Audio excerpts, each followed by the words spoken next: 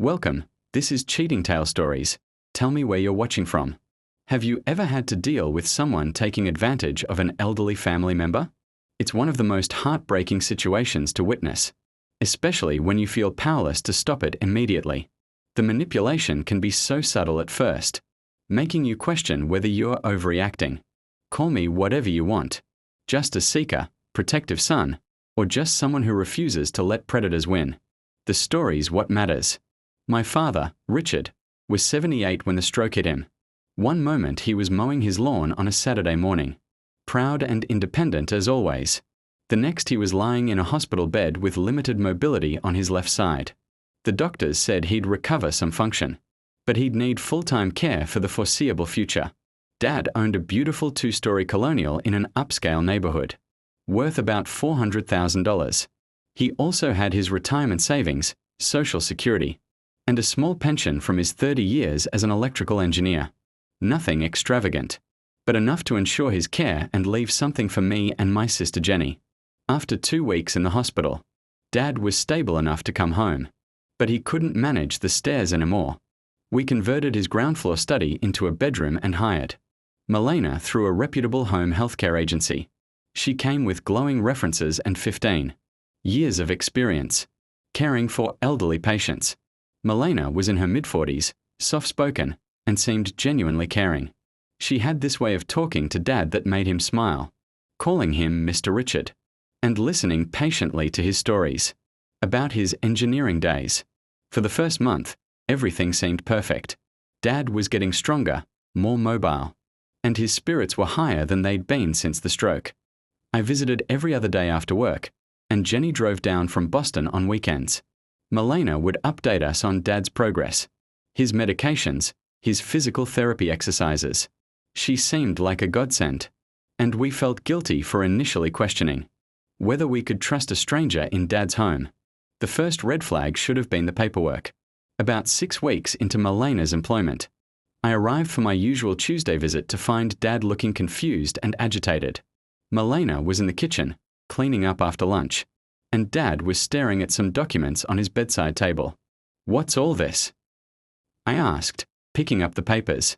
"Oh, those are just some healthcare directive updates," Milena said quickly, appearing in the doorway. "Your father wanted to make sure everything was in order in case of another medical emergency." The documents looked official enough. Healthcare proxy forms, living will updates, power of attorney papers. But something felt off. Why would Dad suddenly decide to update these without discussing it with Jenny and me first? "Dad, did you ask Milena to help you with these?" I asked. He looked uncertain, that post-stroke confusion clouding his eyes. She said it was important, in case something happens again." I set the papers aside and made a mental note to review them later. But honestly, between work and trying to manage Dad's care from a distance, it slipped my mind for a few days.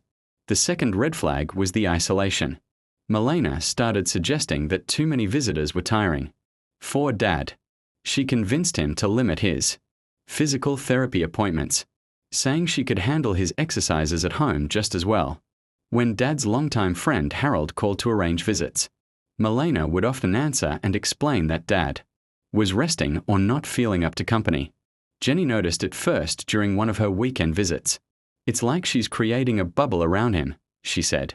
"Every time I try to have a private conversation with Dad, she finds a reason to interrupt or hover nearby." I started paying closer attention during my visits. Milena did seem to insert herself into every conversation, often answering questions directed at Dad or explaining what he really meant, when his post-stroke speech was slightly slurred. The third red flag was the money. Dad had always been meticulous about his finances, balancing his checkbook to the penny every month. When I offered to help him manage his bills while he recovered, he seemed confused about where some of his money was going. "There are these charges. I don't remember authorizing them," he said, squinting at his bank statement. "Milena helps me with the bills now. She says it's too stressful for me to worry about." I asked to see his recent statements, but Milena had apparently taken them to organize them properly in his filing cabinet. When I asked her about it, she seemed slightly defensive. Your father gets overwhelmed by financial details since the stroke. She explained. I'm just helping him stay organized so he doesn't have to stress about paperwork. That night, I called Jenny. We agreed that something wasn't right, but we weren't sure how to address it, without seeming like we didn't trust the person caring for our father. Everything came to a head on a Thursday evening in November. I had left work early to surprise Dad with dinner from his favorite Italian restaurant. When I let myself in with my key, I could hear voices from Dad's room, Malena's voice, patient and persuasive, and Dad's, uncertain and tired. I approached the doorway quietly and saw something that made my blood run cold. Malena was seated beside Dad's bed with a stack of legal documents spread across his bedside table. She was holding a pen, guiding Dad's trembling hand across a signature line. This just ensures that if something happens to you, your care will be handled properly, she was saying. You don't want to burden your children with these decisions, do you, Mr. Richard? From where I stood, I could see the header of the top document, quitclaim deed.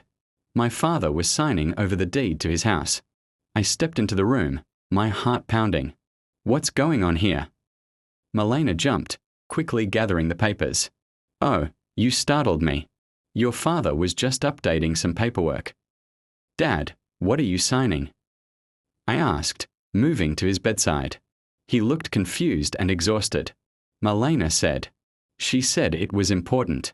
Something about my care. I reached for the papers, but Malena held them against her chest. These are legal documents that your father requested help with. I was just assisting him because his hand shakes. I want to see them. I don't think that's appropriate without your father's consent. Dad, do you want me to see what you're signing? He nodded weakly. Yes. I'm not sure I understand it all anymore. Malena reluctantly handed over the documents, and what I saw confirmed my worst fears. There was a quitclaim, deed transferring the house to Malena, in exchange for lifetime care services. There was a power of attorney document naming her as his financial representative. There was even a will update leaving her a substantial portion of his assets. This is elder abuse, I said quietly, pulling out my phone. I'm calling the police. Malena's demeanor changed instantly. Gone was the soft-spoken caregiver persona. You can't prove anything, she said coldly. Your father is of sound mind and made these decisions himself. I have documentation of his mental competency. But she was wrong about one thing. I could prove it. Over the next week, working with an elder law attorney and a private investigator, we uncovered Malena's entire operation.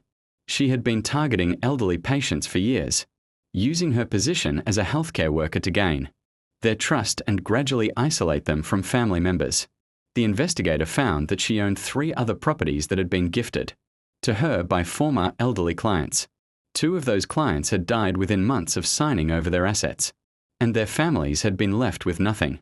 We discovered forged documents, manipulated medical records that exaggerated her patients, mental decline to justify her control over their decisions, and a pattern of behavior that stretched back over a decade. The police arrested Malena at Dad's house the following Monday. She tried to maintain her innocence, claiming she was just a dedicated caregiver who sometimes received gifts from grateful families. But the evidence was overwhelming. The district attorney charged her with elder abuse, fraud, theft by deception, and forgery. The investigation revealed that she had stolen over $800,000 from vulnerable, elderly clients over the past 8 years. During the legal proceedings, we learned that Malena had specifically targeted clients with limited family involvement or strained family relationships. She had studied their situations carefully, identifying the perfect victims, those who were isolated, confused, and desperate for companionate care. Dad's case became the centerpiece of the prosecution, because we had caught her in the act and could prove the documents were signed under false pretenses. The trial lasted 3 weeks. Family members of her other victims testified about their loved ones, sudden personality changes, their isolation from family, and the mysterious disappearance of assets. Malena was convicted on all counts and sentenced to 12 years in prison. She was also ordered to pay restitution to all her victims' families, though most of the stolen money was gone, spent on her own lifestyle and gambling debts. But the real revenge wasn't just her prison sentence. During the investigation, we had discovered that Milena had a daughter in college and an elderly mother in a nursing home. The daughter had no idea how her college tuition was being paid, and her mother had no idea that her care was being funded by stolen money. When the story broke in the local news, both women were devastated. The daughter had to leave her expensive private college, and arrangements had to be made for the mother's continued care. Milena's crimes didn't just destroy her victims' lives. They destroyed her own family's future as well. Dad recovered more than just his assets. With Milena's manipulative influence removed, his spirits improved dramatically. We hired a new, properly vetted caregiver through a different agency, and Dad began participating in family decisions again. He lived for 3 more years in his own home, surrounded by people who genuinely cared about him, not his property. The case led to new legislation in our state, requiring additional oversight of home, healthcare workers and mandatory reporting systems for suspicious financial activity involving elderly clients. Sometimes justice isn't just about punishment, it's about protection. Milena can never hurt another vulnerable elderly person again, and that knowledge gives me more satisfaction than any revenge ever could. If you found this story eye-opening, please subscribe and hit the notification bell. Elder abuse is more common than most people realize, and sharing these stories helps protect vulnerable family members. Thanks for watching, and I'll see you in the next one.